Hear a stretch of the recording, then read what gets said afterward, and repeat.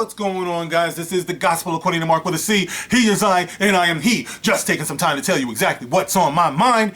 And guys, I want to touch on this topic. I mean, it goes back to something I've been talking about for the longest, all right? But I did a couple of videos recently where I was talking about the importance of being a creator and encouraging your kids to get into the arts and, you know, kind of like seeing what their potential is, and how, unfortunately, in certain communities, in this case, I was talking about the black community, we don't always encourage our kids the way we should. So we find ourselves in a position in 2020 where we are literally begging people to include us in their creations where, ooh, they just have the nerve to represent us. All right, it used to be about just wanting representation. Now you have to employ us in order to represent us. That's pretty much where we're going with this now. But what I was saying, the point that I was trying to make is that the part that we're skipping is the part where we actually create an industry and raise an industry so that we as black people in America can contribute to the larger industry, which will be good for everyone. You see, I do,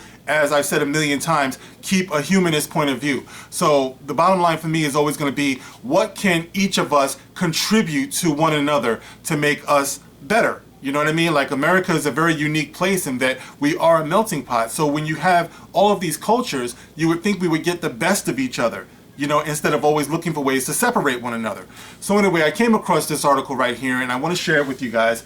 And because it deals with Indian artists, it's full of tricky names. I'm going to do the best I can with it. I know that I'm going to butcher them, so I apologize in advance, all right? But it's about the larger point that I'm trying to make, guys, all right? I mean, no offense at all, all right? So I found this article here on IndianExpress.com. Yes, IndianExpress.com, all right?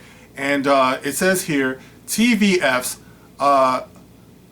Arunabh Kumar wants to break stereotypes one comic book at a time.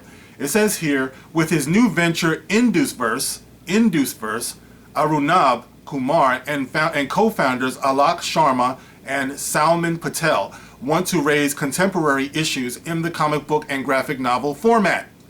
Induverse, that's amazing. All right, and it's written by Yashri Narayanan. Okay, and it goes on. Let's see. TVS Arunabh Kumar, who is famous for his web series, including Panchayat, has embraced storytelling in a new format, comic books. As co-founder and CEO at Induceverse PVT Ltd, a new comic book company with partners Alok Sharma and Salman Patel, Kumar intends to empower artists and writers from India to tell stories that will showcase Indian culture and history to the whole world and also transcend across media. Holy shit, that is so fucking dope, man. You see what he's saying? It's like he wants to empower artists and writers from India, empower them. Obviously, that means encourage them. And that would mean, I would imagine, children, you know, boys and girls, okay? And they want to tell stories that will showcase Indian culture and history to the whole world and also transcend across media. And he says, I have always loved reading comics, to the extent that I failed one academic year because of extensively reading comics and not the fat course books. It was like getting teleported to another dimension, which was much more fun than the grueling hours of studying for engineering.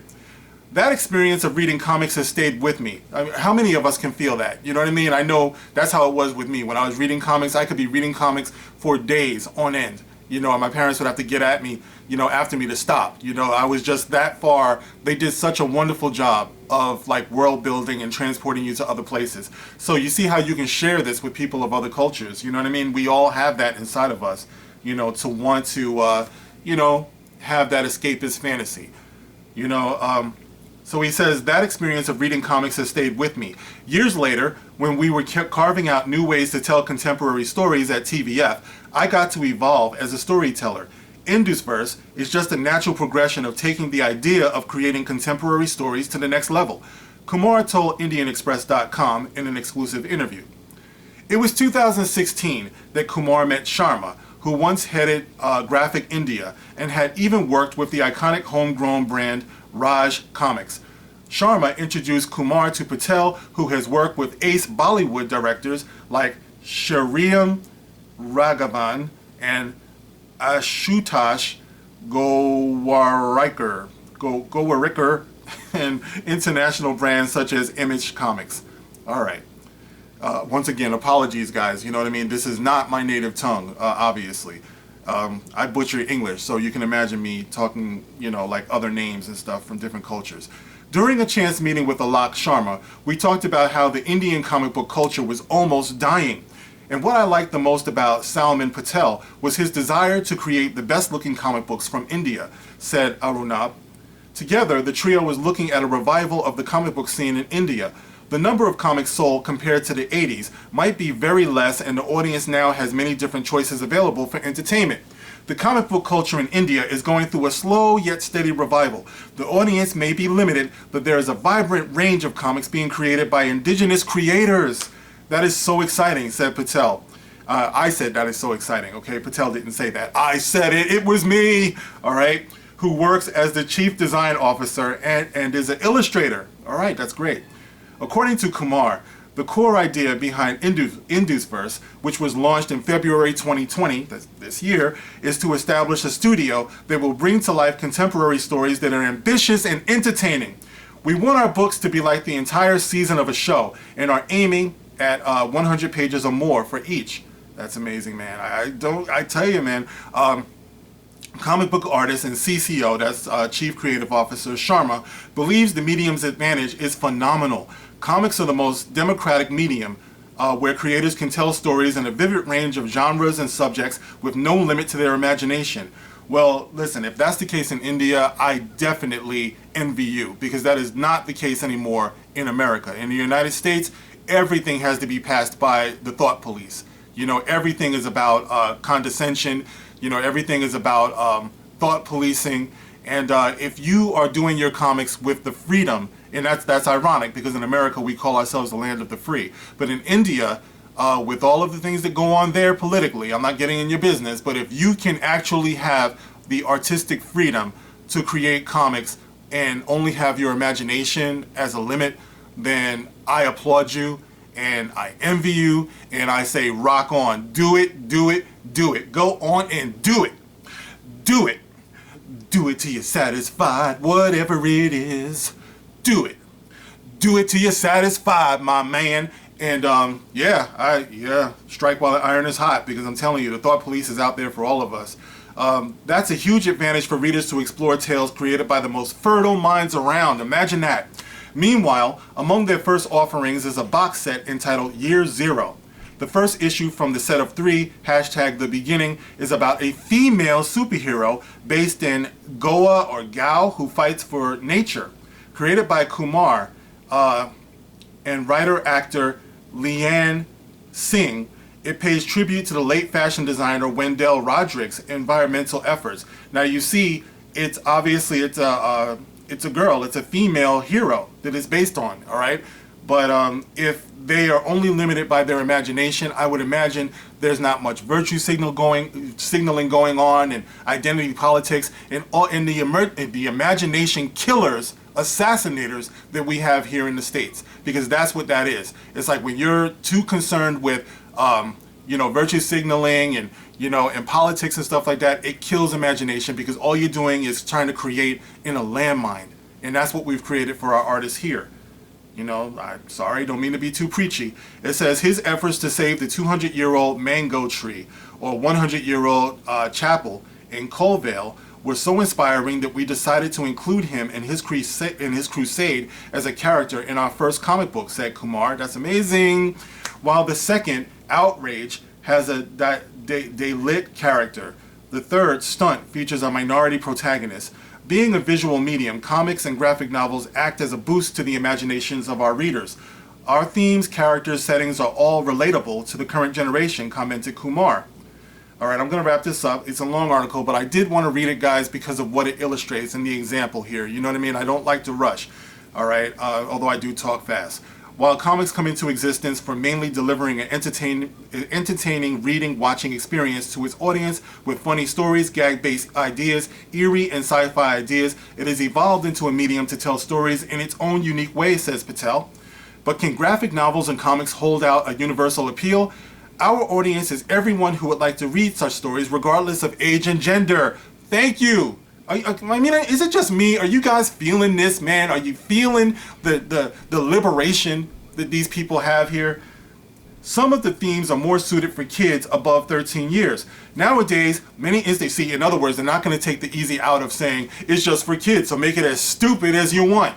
You know, that just shows you what people think about their young generation when they just write it off as it's for kids, so ignore all of the challenges to storytelling. Nowadays, many institutions like the Jadavpur University use graphic novels in their curriculum. Also, thanks to the resurgence and newfound interest in the medium, graphic novels are slowly becoming mainstream, though it will be a while before they are considered serious reading. That has been the case abroad as well. After Maus, the only Pulitzer-winning graphic novel, no graphic narrative was accepted as an entry for the Pulitzers, said Sharma. So they take this really, really serious, guys. Wrapping it up, for Kumar, the value remains in the content. There will be creators and there will be consumers. Writers will thrive and produce works which will be read in various or different formats. It is also important to cater to newer and younger audiences. Before the Harry Potter series became popular, it was just a book written by a writer. The moment it found its audience, Harry Potter became a phenomenon. There are plenty of such examples. There will always be stories and readers are always willing to get surprised. He signed off. All right, guys, that's the end of that long article. Okay, applaud me, guys. I stuck with it, you know what I mean? Without throwing the phone over my shoulder, I got through it all. But listen, guys, once again, to everyone out there, you know, whether, you know, you're black, white, you know, anything you might be, you know, anyone who feels like they've been marginalized, you know, who grew up, you know, reading comics or watching cartoons, I want to point out to you guys really quick, the one thing you didn't hear in that whole article, which is the reason why I read it, is you didn't hear any of those creators say, we just felt it was so important because whenever we used to read comics and watch cartoons, it used to hurt so bad never seeing ourselves. And I used to wonder when are they going to include me? When are they going to pick me? At some point, you have to get your own basketball and stop waiting for people to pick you for their team. You have to create your own team. And then once you have your own team, which is formidable, which is talented, which actually gets the job done, well, people will come to you. You know, black people, we should have realized that back in the day when we had such a thing called Negro Leagues. We were so good and the money-making potential was like so great that people actually came to your talent and saw that you had something to offer. Yes, you had to break down doors and you had to change minds of, you know, bigoted people in the audience and stuff like that. But talent, perseverance, you know, it just won out in the end. And this is what I'm talking about. You can't skip these steps, guys. It's like if you want to have a brighter future, don't look past your children. Don't look past your community. And this is what I'm talking about. Going to other people, crying about what they're not doing for you. It's not the way. There's no future in that. And I just wanted to share that story with you guys to illustrate that, okay? So it's a point of reference for me, for you, you know, get what you want out of it, guys. If you missed the point, that's on you, but I tried to give it to you. So anyway, guys, that's it. You can tell me how you feel about that. You can like, you can share, you can subscribe as always, and you can hit the notification bell. All right, guys, you can catch me on Twitter. That link will be in the comment section below.